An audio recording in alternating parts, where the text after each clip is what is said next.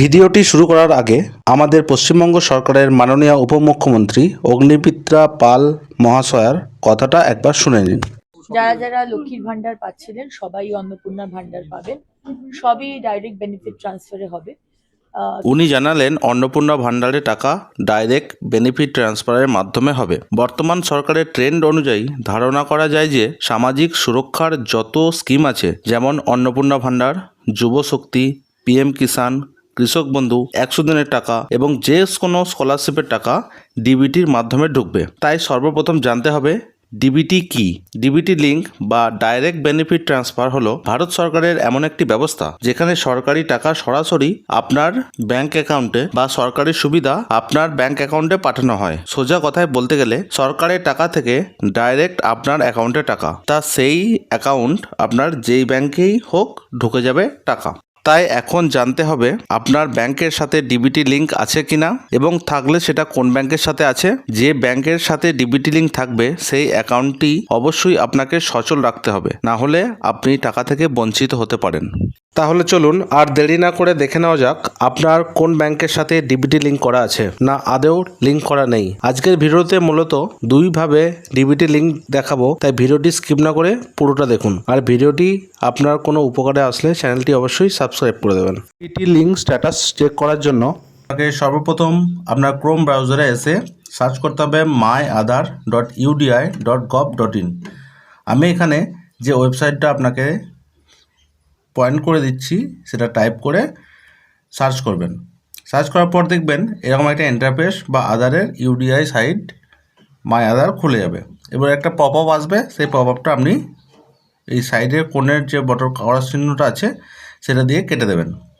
এরপর আপনাকে log in পেজে চলে আসতে হবে এবং নিচের দিয়ে স্ক্রল করলে দেখতে পাবেন ব্যাংক সিডিং স্ট্যাটাস বলে একটি অপশান রয়েছে, সেটাতে আপনি ক্লিক করবেন। সেটাতে ক্লিক করলেই দেখবেন একটা পেজ এরকম খুলে যাবে যেখানে এন্টার আধার নাম্বার, মানে ওই ঘরটিতে আপনাকে আপনার আধার নম্বরটি টাইপ করতে হবে। আপনার যে আধার নম্বর আছে সেটা আপনি টাইপ করে দেবেন এবং নিচে যে ঘরটি রয়েছে সেই ঘরটিতে পাশের যে ঘর রয়েছে তার ক্যাপচাটা যেটা শো হচ্ছে সেই ক্যাপচাটা ওই ঘরটিতে পুট করে দেবেন।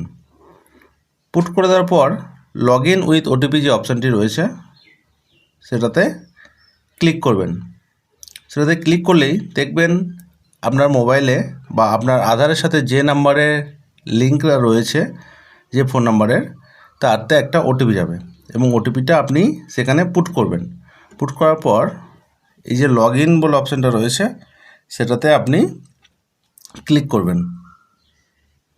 দেখবেন আবার ইউডিআই লগ ইন পেজ আপনার সামনে খুলে যাবে।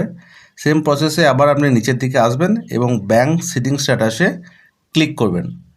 ব্যাংক সিডিং স্ট্যাটাসে ক্লিক করার পর দেখবেন এরকম একটা ইন্টারফেস আপনার সামনে চলে আসবে।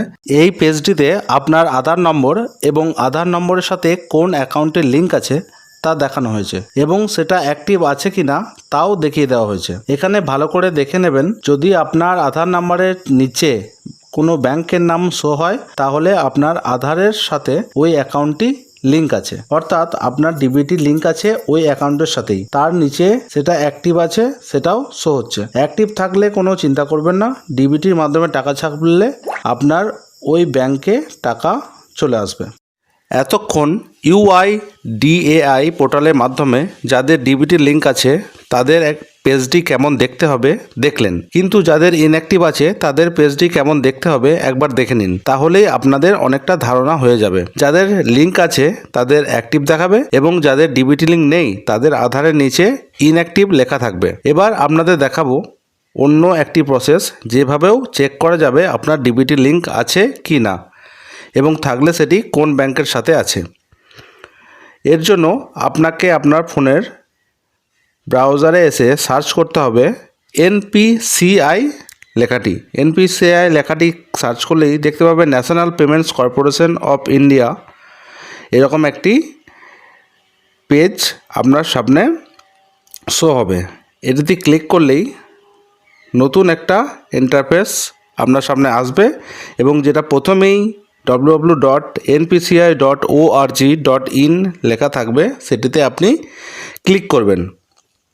সেটাতে ক্লিক করার পরই দেখবেন এরকম একটি ইন্টারফেস আপনার সামনে আসবে এবং এই পেজটি একটু জুম করে বাঁদিকে উপরের দেখবেন পয়েন্ট করে দিচ্ছি, ওই জায়গাটাতে কাস্টমার লেখা আছে, সেই কাস্টমারে আপনি একটা ক্লিক করবেন। কাস্টমারে ক্লিক করার পরই দেখতে পাবেন এরকম একটা পেজ আপনার সামনে চলে আসবে এবং সেটাতে একটা অপশান আছে ভারত আধার সিডিং এনেবল অথবা বেস, ব্র্যাকেটে লেখা থাকবে বেস, সেটাতে আপনি ক্লিক করবেন।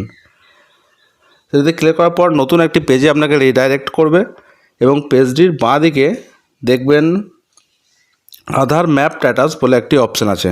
এখানে আমি পয়েন্ট করে দিচ্ছি, এই যে পয়েন্টের অপশানটা রয়েছে আধার ম্যাপ স্ট্যাটাস, সেটিতে আপনি ক্লিক করবেন। সেটিতে যদি ক্লিক করেন পাশেই দেখবেন একটা নতুন পেজ এসে খুলে যাবে এবং ডান দিকে প্রথমেই এন্টার ইওর আধার নাম্বার যেখানে লেখা থাকবে সেখানে আপনার আধার নম্বরটা প্রেস করবেন। আধার নাম্বারটা প্রেস করা হয়ে গেলে যে ক্যাপচা বক্সে ক্যাপচাটি শো হবে সেটি নিচের বক্সে লিখে দেবেন এবং চেক যে স্ট্যাটাস অপশানটি আছে সেটাতে আপনি ক্লিক করবেন। চেক স্ট্যাটাস অপশানে ক্লিক করলেই দেখবেন একটা ওটিপি আপনার ফোনে আসবে এবং ওটিপিটি আধারের সাথে যে ফোন নাম্বারটা লিঙ্ক আছে সেই ফোনে আসবে, সেটি আপনি দেখে এই ঘরটায় পুট করে দেবেন। পুট করার পর নিচে যে সবুজ রঙের কনফার্ম বাটনটি রয়েছে সেটাতে আপনাকে ক্লিক করতে হবে। সেটাতে ক্লিক করে দিলেই এখানে একটা পেজ আসবে এবং সেটাতে আপনার আধার নাম্বার ম্যাপিং স্ট্যাটাস কী আছে দেখাই দেবে। এখানে এনেবল ফর ডিবিটি মানে ডিবিটি লিঙ্ক আছে, ব্যাঙ্ক নেম কোন ব্যাংকের সাথে আছে সেটা দেখিয়ে দিয়েছে ইন্ডিয়ান ব্যাংক। আশা করি দুটো প্রসেসেই আপনাদের বোঝাতে পারলাম কিভাবে ডিবিটি লিঙ্ক স্ট্যাটাস চেক করতে হয়। আপনার আধার কার্ডের সাথে কোন ব্যাংকটির লিঙ্ক আছে আশা করি আপনারা নিজে নিজেই চেক করে নিতে পারবেন। কোনো অসুবিধা হলে অবশ্যই কমেন্টে জানাবেন। ধন্যবাদ।